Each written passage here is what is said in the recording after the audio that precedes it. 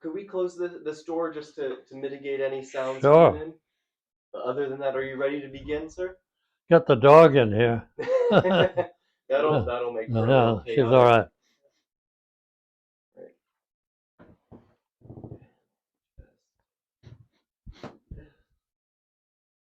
Are you ready to begin? Sure, anytime. Perfect.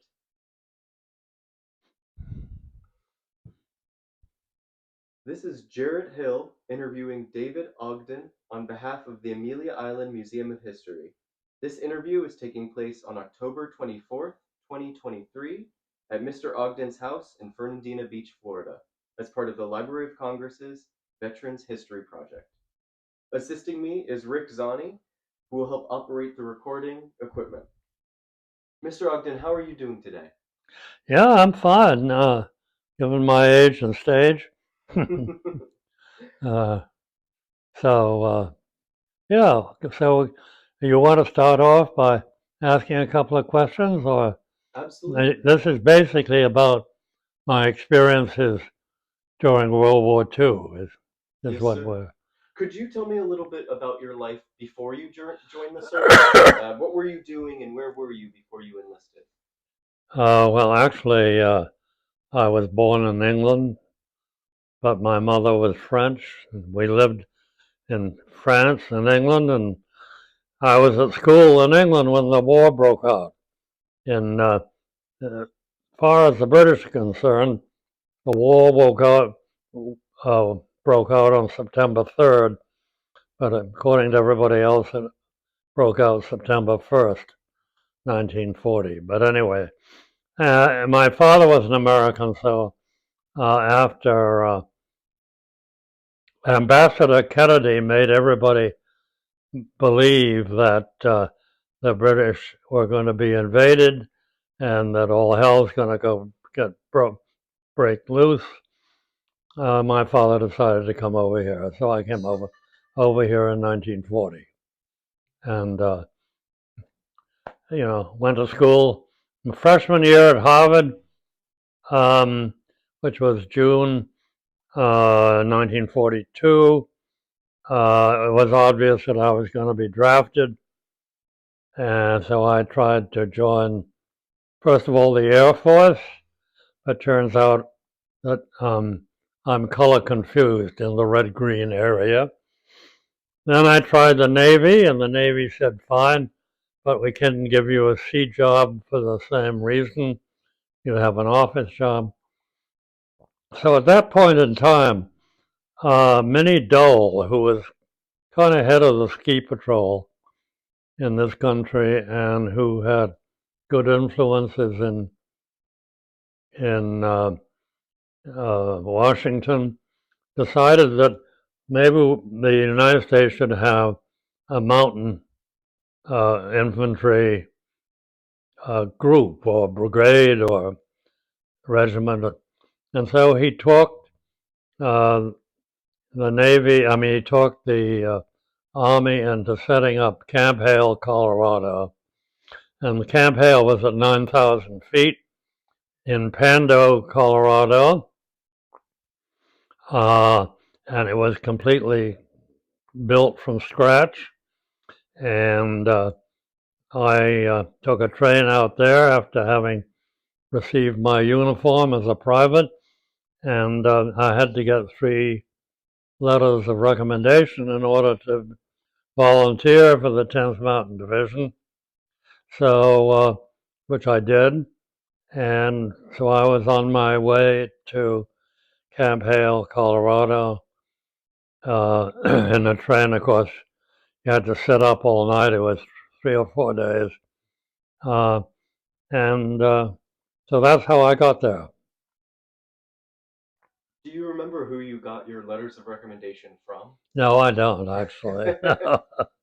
uh, I think that I think one of them was actually John Finley, who was my housemaster at Leverett House in at Harvard, and probably somebody else around there. But anyway, everybody who joined that outfit had to get 3 letters of recommendation.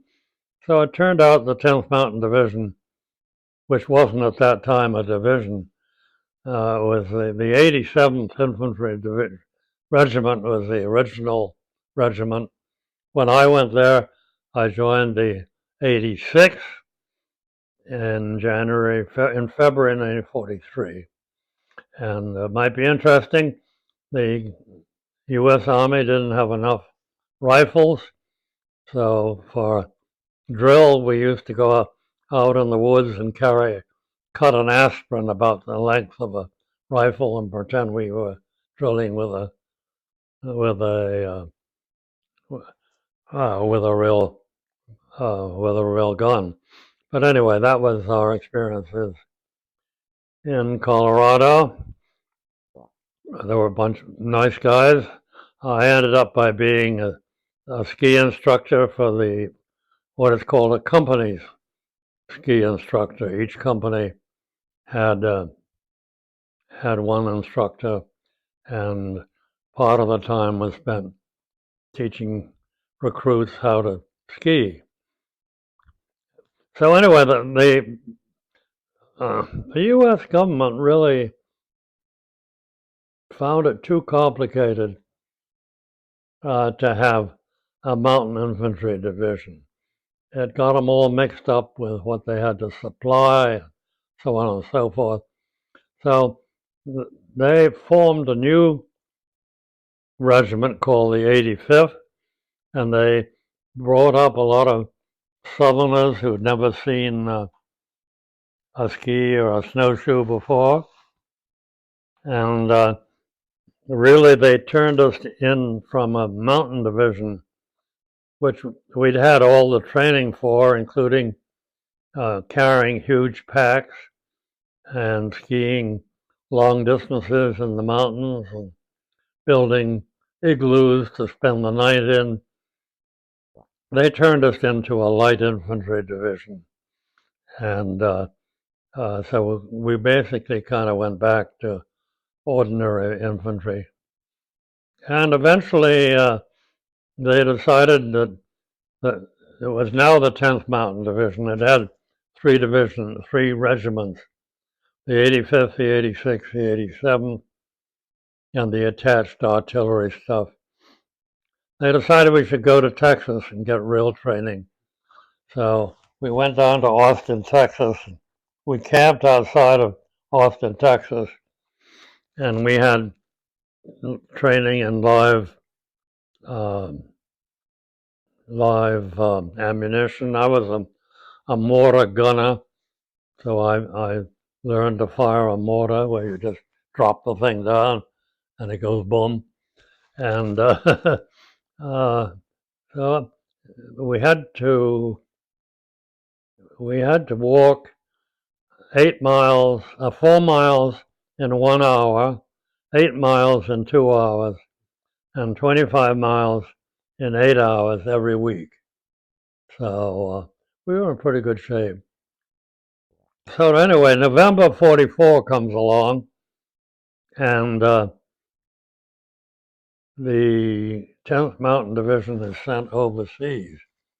But I had applied to OCS. So I went to Fort Benning, Georgia, in the OCS class. I can't remember the number of it, but I happened to be the youngest in the class. And the guy next to me was the oldest in the class, and his name was Paul Petzold, who was a very famous mountain climber. He led the 1936 or 37 expedition to K2, and they did not get to the peak because he was a professional mountain climber, and he decided that within 1,000 feet of the top that the weather was too bad. So they turned around and came back. But anyway, it was nice to have him as a buddy. He and I became pretty good friends. We went through the OCS thing, which I, looking back on, consider actually very good education. It was a very interesting program. So We doing all right? Yes, Any? absolutely. I am curious. You said that the 10th Mountain was deployed overseas while you remained for officer Yeah, training. the 10th Mountain went overseas in November 44. Do you know where they were deployed? Yeah, they went in the Apennines. I mean, there are dozens of books written on the 10th Mountain Division, and uh, some of them are a little over the top, but some of them are pretty honest and straightforward. So the 10th Mountain took 998 casualties in a very short period of time, but they were successful in doing what they had to do. And I actually went to a reunion of my company because I was the mortar gunner, but I did not go overseas with them. But after the war, I had a reunion, which was kind of fun. So anyway, I went to OCS, graduated from OCS.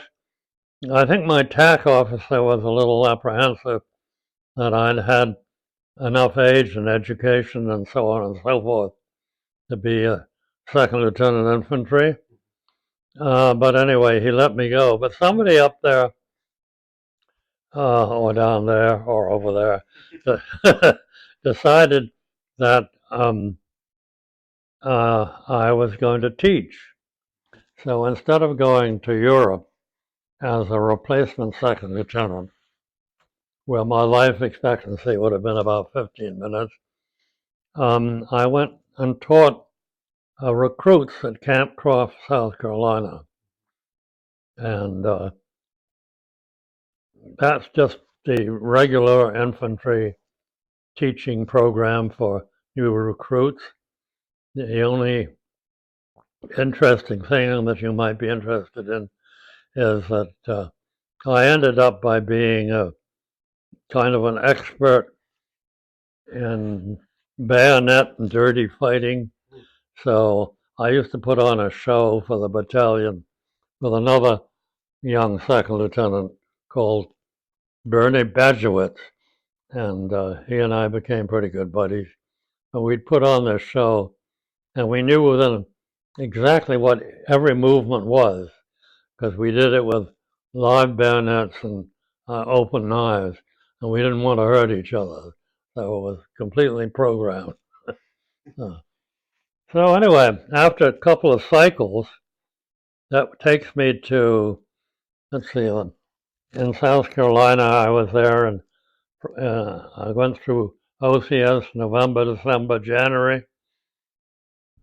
Then I was there February, March, April, May, June, July of 45. And if I remember correctly, the Japanese capitulated on August 15th. I think it was August 15th, 1945. And I'm never quite sure where I was at that time. I think I had been ordered to Fort Ord, California, and I was there for about a week. And then I got on a boat to go to the Philippines. And I think war was still on. In other words, it was August. It was around August 15th because it took us 25 days to go from California to the Philippines, and we zigzagged the whole way. And I remember playing poker for 25 days. That was basically what we did. So I ended up in the Philippines in a officers replacement depot in Guagua, which is in the northern island of the Philippines, and with a bunch of young officers in the same tent. And we sat around there, and the war was well over by then. And I got orders to go to Okinawa and report to this regiment. So I went to Okinawa. We took a military air transport DC-3 or DC-7. I'm not quite sure which. But anyway, in order to land on Okinawa, the airport is on a cliff, and you've got to come in. If you come in too low, you hit. If you come in too high, you go off the other end. So the pilot was a young pilot, and he made 4 or 5 attempts at that runway, and finally he made it. But I noticed when we got out of the airplane, he was completely covered with sweat. So anyway, I ended up in Okinawa, and my orders were to go to this engineering battalion. So I reported to the colonel, and I happened to notice that everybody in and around this particular regiment was black, and I'd had no experience with black troops, and I didn't really feel very comfortable taking. Also, I had no experience in the engineering end of the business, so I reported to the colonel and I requested a transfer, and he looked at my records, or somebody looked at my records, and assigned me to Army Intelligence. Well, Army Intelligence at that time gave me the job of being the chief, I guess, tactical officer for the 53rd Medium Port, which was the big port in Okinawa. And it was my job to see that everything that was on the manifest got to the boat, and everything that was on the boat got off the boat without being uh, waylaid in the interim. But I had a very good sergeant, and he had done the job, so I found the job pretty easy. And I was basically on Okinawa till I think about about May or June 1946, because I had no points from no combat points, and therefore I didn't get any priority getting discharged. But I did give up my officer's rights, so that I came back on a troop ship like everybody else with 5 bunks in the hold, and vastly overcrowded. So that was pretty much my experience. Uh, Obviously, there are little pieces within the experience that I had that, to me, occasionally feel interesting. So, is there any other thing that you might be interested in? Well, thank you for sharing your story. I do have a few questions I'll just ask if that's all right with you. Sure, go ahead. Do you remember how you felt about the war ending and you returning home? Well, I don't really, when you're 23 years old or 22 years old, the whole political aspect doesn't make much of an impression on you. So I was obviously glad the war was over.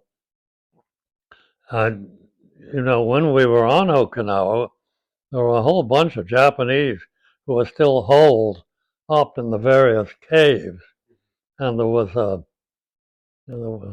American who could speak Japanese on a Jeep and a loudspeaker saying, the war's over, come on out now. Uh, and I guess every now and again some Japanese popped out. If I'm correct, of all the islands that the Japanese were occupying and that we overcame, the last Japanese didn't appear out of out of the cave on some island until 1955 or something like that. So yeah, so I was happy to see the Golden Bridge go see myself go under the Golden Bridge, and so I didn't really have any other ideas. I had to look around for a job. Actually, I went back to school. I went back to Harvard, and so that was basically my war experiences. This idea that there are still Japanese soldiers that are Yeah. hiding out or who haven't maybe received the news yet, is that the reason that you, in the boat coming from California to the Philippines, had to zigzag?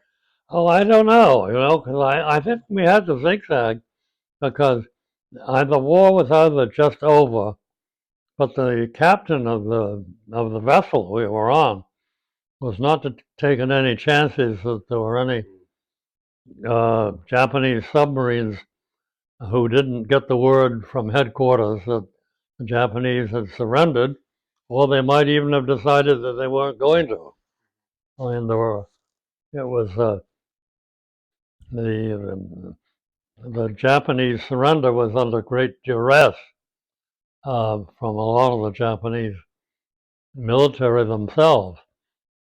So yeah, I if you look back, one of the great questions is whether uh, we should have dropped the bomb or not, and it seems to me that probably we saved a lot of Japanese lives and a lot of U.S. lives by dropping the bomb.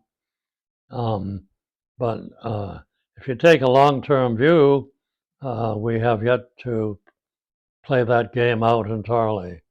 So that's about my thoughts on the subject. Mhm. Uh, you know, don't get me on politics because you wouldn't want to hear Right. it. Well, I am curious. You've mentioned a few folks that you met throughout your time and throughout your service. Are there Yeah. any close friendships you have, or specific people that stand out in your mind that you stayed in contact with? Uh, well, when you get to be 99, um, they're- your your old friends are not around. So, uh, yeah, I made some good friends when I was in Colorado. Arthur Johnson was a good friend, and there was another guy in my company called Reed who was a good friend. So you know, um, but I'm afraid they've all departed. So uh, that's about it. I was curious about the black soldiers that you mentioned in Okinawa. Had you had experience? Had you seen black troops at all through the other camps or forts that you were working at?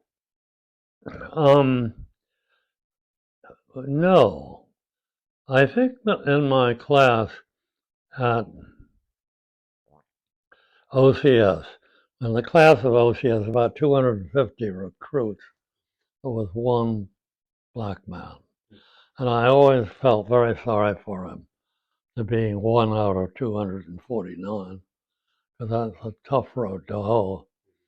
Other than that, uh, the army, the army had still segregated basically. Uh, uh, there were some exceptions, obviously. Uh, I mean, the engineering battalions and the were tended to be black, but I'm glad to see the whole thing is integrated, and many of our generals are now black. So we've overcome some of that prejudice, which I'm happy to say we have. So, uh, You mentioned that you went back to school after you returned. Yes. Do you remember what those first few days and weeks being home were like? No, I mean, yeah, I mean, they were quite straightforward.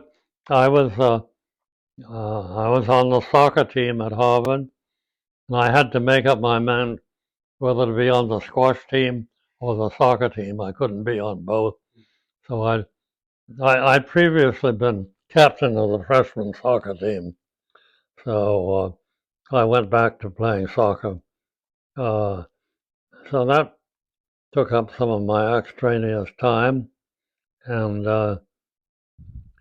so, trying to keep up off pro was another of my achievements. Because my freshman year, we all knew we were going to be back in 1943, 42. We all knew we were going to be drafted, so none of us did any work. My roommate was Ted Close, who was Glenn Close's uncle, and uh, and her father, Bill Close, was also in my class too. He became a very famous doctor, ended up in Africa taking care of people. So, you know, that's other than a few items like when we were in the Philippines one night, we decided that we were to go in town and have a drink, which is usually we usually did not associate with the Filipinos at all.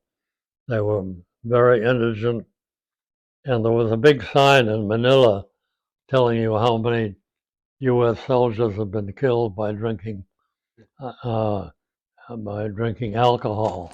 I mean, raw alcohol. So anyway, we had a couple of drinks, probably too many. We got back to our tent, went to sleep, and about 2 hours later, I woke up, wanted to go to the head, and I couldn't see anything. And they all had the same experience. But luckily enough, before morning came, it wore off. So we all lived to tell the tale. We used to keep our beer, which I can't remember our ration. I think it was a 6-pack a week or something like that. We'd dig a hole and put it in the hole. That was the only way to keep it cool. So, okay. What did you and the other officers or recruits do while you were on the base for leisure, for fun, to pass the time uh, I really don't really have a clue. When I was in Camp Croft, South Carolina, uh, I was lucky. I had a little extra money. So actually, I went to the local air base and took flying lessons. I never got to solo because I don't know. I think I got sent overseas, but I probably could still fly an airplane if I had to. even? Probably can't because they're too complicated now. But anyway, I don't know a bunch of the officers in Camp Croft when I went there had been in the army for a while, and they were at the captain's level, and they had been in the North African campaign. And if you remember, the U.S. North African campaign was a disaster. You had the Battle of Kasserine Pass, and they were all there they were actually a little timid, uh, about talking about their experiences. They probably hadn't had very good ones. But anyway, they were all, well, uh, I don't want to denigrate anybody. Everybody has their strengths. But there was one captain who liked to play dice, throwing dice, Mhm. and I was a second lieutenant. I don't know what my pay was, maybe $100 a month or something less. And I remember every time I played craps with him, he would he would he would beat me. In about 20 minutes, all my money was gone. So anyway, one day he and I went out to have a couple of drinks at the local bar, and he announced to me that actually he had loaded dice. Did you ever get that money back he from paid the him? bill. uh, Well, is there anything else that you'd like to share about your experiences before we wrap up today? um, I don't, uh, not that I think would be of general interest to the listener or the viewer. Uh, obviously I had some personal experiences, but they're mine. I understand. Well, thank you so much for sharing your Yeah, story with you're us welcome. today. I really appreciate it. Yeah, Um, this is wonderful for the museum, the community we have yeah, here, and when we submit this to the Library of Congress, it'll be great for the benefit of the nation. good. Um, Well, you'll probably edit some of them, I hope. I'm going to turn the recording off now and we can talk about the next steps, all right? Okay. Oh, Mr.